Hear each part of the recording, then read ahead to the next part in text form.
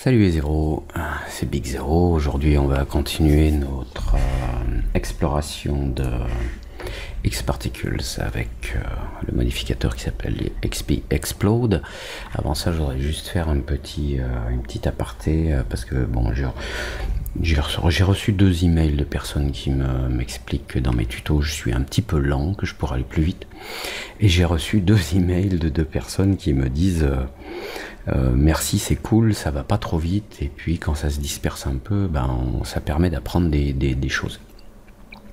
Bon, je suis un peu embarrassé avec ça, mais si vous avez une opinion, n'hésitez pas à la laisser en commentaire sur le site web zeroabsolu.info, sur un des posts, sur un des articles de tuto X-Particles. Allez, je vous embête plus avec ça, on va démarrer. Donc, on va partir pour voir ce que c'est que XP Explode. On va partir d'un émetteur standard. Et puis ce qu'on va faire tout de suite, c'est baisser la vitesse des particules, la mettre à 0. On voit que les particules sont créées ici. On va changer l'affichage des particules, on va les mettre en circles pour mieux les voir. Voilà, donc on a les particules qui sont créées. Et alors Explode, si on l'ajoute directement, XP Explode, hop, il s'applique par défaut à toutes les particules, sauf si on indique un groupe particulier. Et qu'est-ce qui se passe? Et on voit que les particules explosent. Alors si je regarde sur le plan, on voit qu'elles partent depuis un certain point. Si je déplace mon explode, on va voir que ça fait pas de différence. Pourquoi? Parce que l'explosion se fait à partir du centre de masse des particules. Néanmoins, c'est un paramètre dans Explode que l'on peut changer. On regarde les paramètres vite fait. Il peut être activé, désactivé. Alors ça, c'est pratique parce qu'on peut, par exemple, l'activer durant un certain temps au milieu d'une scène. Comme ça, bouf, on fait exploser, puis après on l'arrête.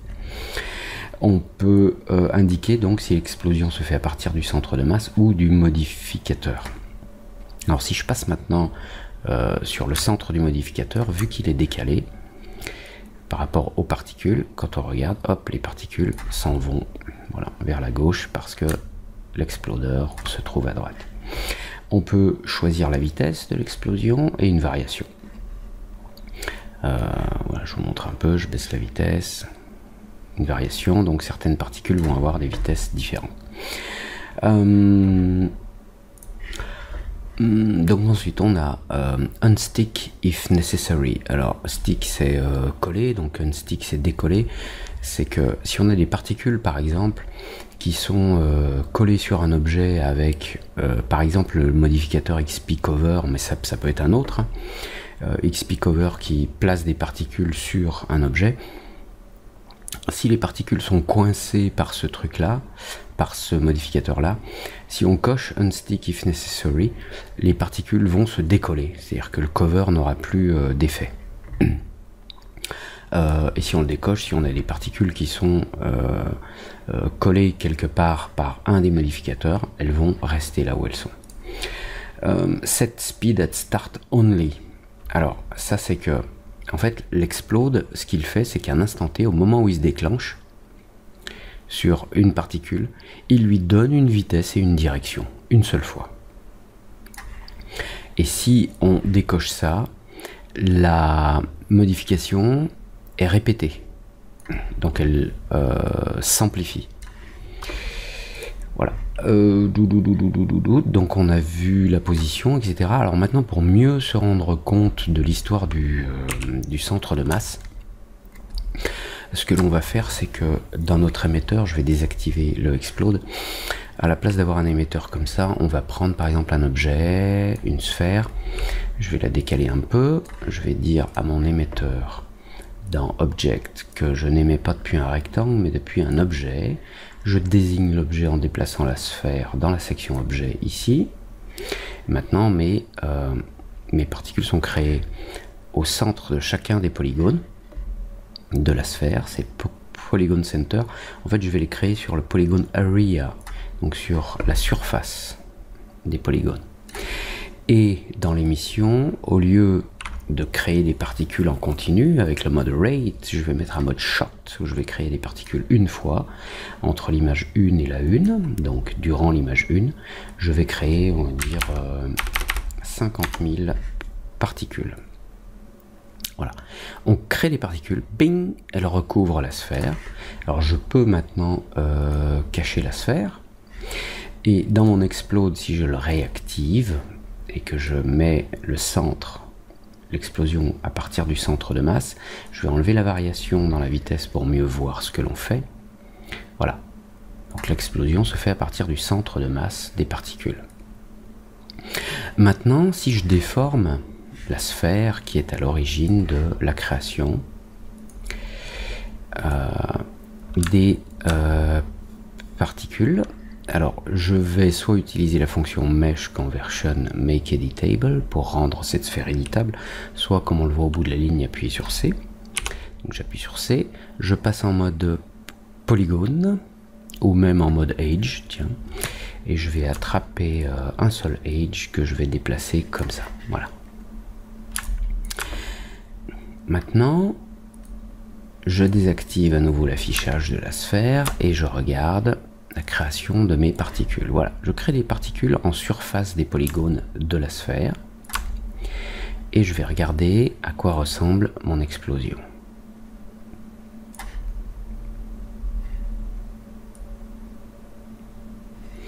Alors, je vais mettre une vitesse un peu plus grande, 500. Oh, regarde. Alors, on voit maintenant, enfin on le voit si on fait play, on devrait le voir à peu près, on devrait distinguer le centre de l'explosion. Il se fait à peu près là. Donc, ce n'est pas au centre du gros morceau de la sphère. Ici, c'est légèrement décalé parce que le centre de masse de cet objet n'est pas au milieu de la partie sphérique, mais est un petit peu décalé parce qu'on a des particules ici. Si j'exagère maintenant encore plus sur ma sphère, voilà, je vais décaler ça. Si j'exagère encore plus le décalage, je cache la sphère à nouveau. Un autre clic, ça ira bien. Voilà, maintenant on voit mieux où se passe l'explosion. Pour pas qu'il y ait d'ambiguïté, je vais quand même déplacer l'objet XP Explode. Voilà. Donc l'explosion se fait bien à partir du centre de masse de mon objet.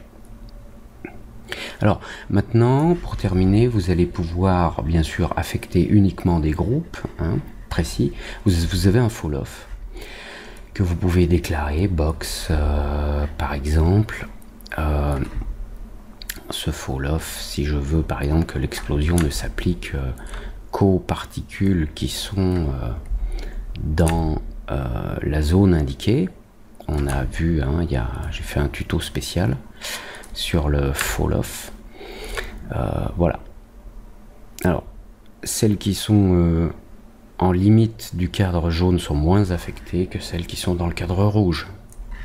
Vous pouvez utiliser un fall-off linéaire. Voilà.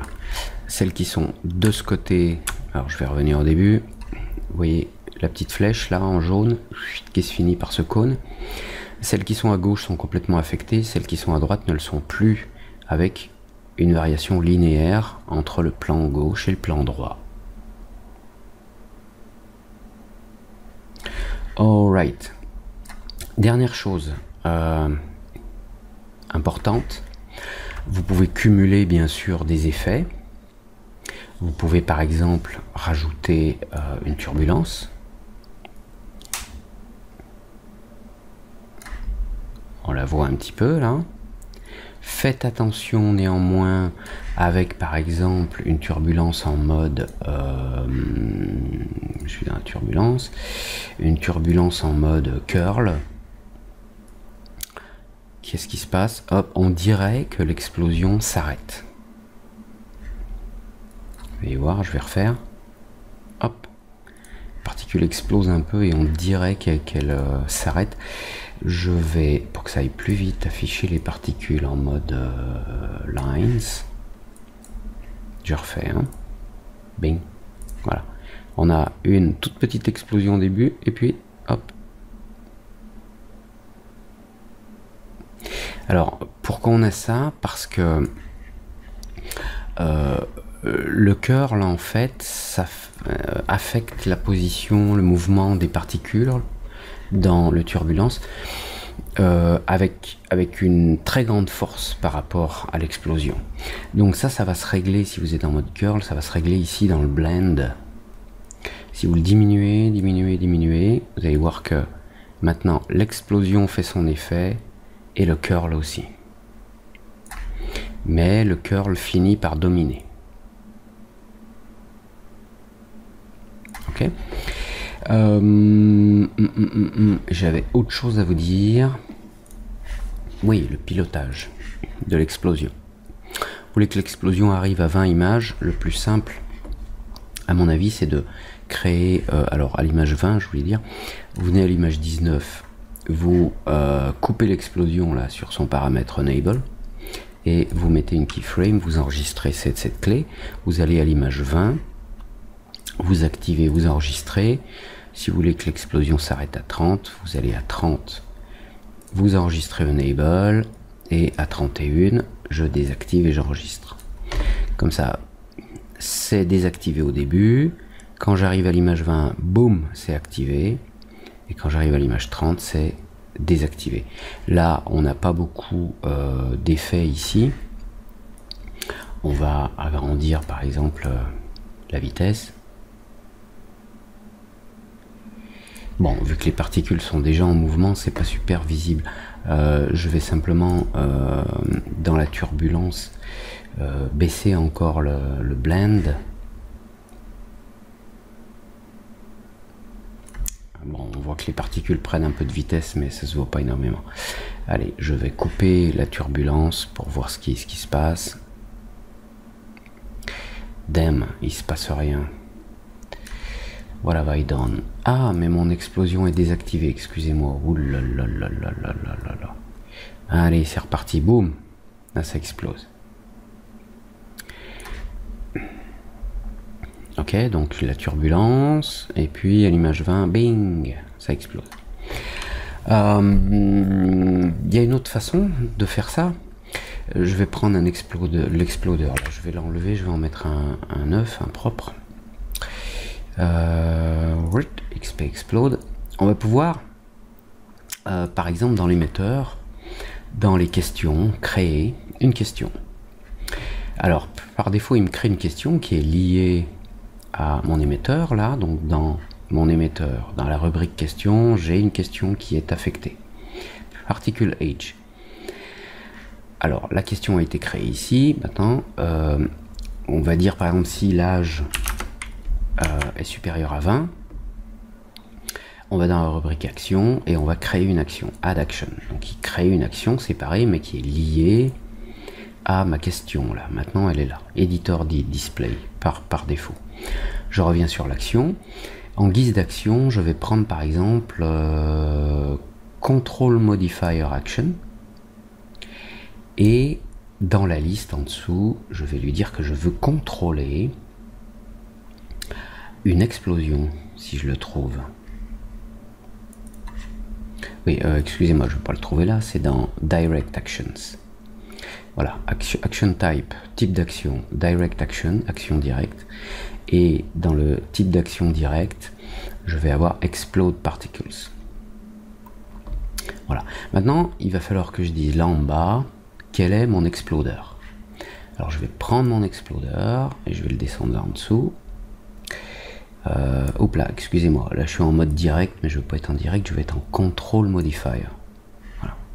Donc je prends mon explodeur à nouveau et je le glisse là. Donc cette action va contrôler mon modificateur XP Explode. Si je reviens dans le modificateur XP Explode, maintenant qu'il a été affecté à une action, on voit que dans son mode, automatiquement, il n'est plus en mode indépendant, il est en mode Action Controlled.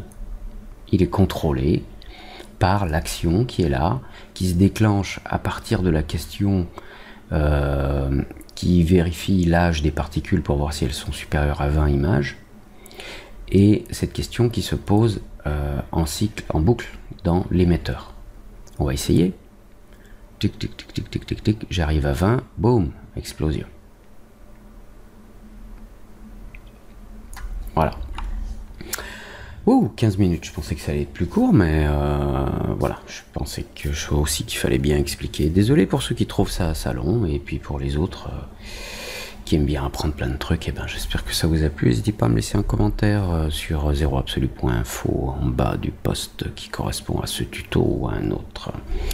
Bonjour chez vous, on se retrouve rapidement avec le suivant qui va être XP Flock. Flock, c'est une nuée. Allez, à plus, ciao.